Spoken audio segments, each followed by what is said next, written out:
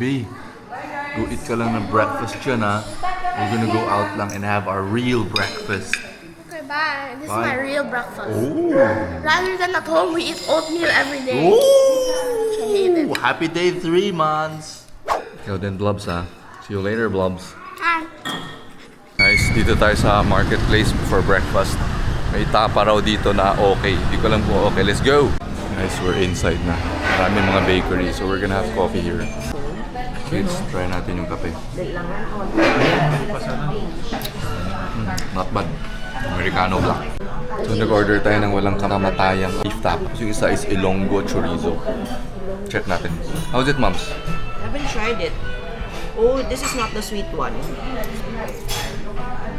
This is the savory one. Nagdulan mo ba ako, Ben? Okay.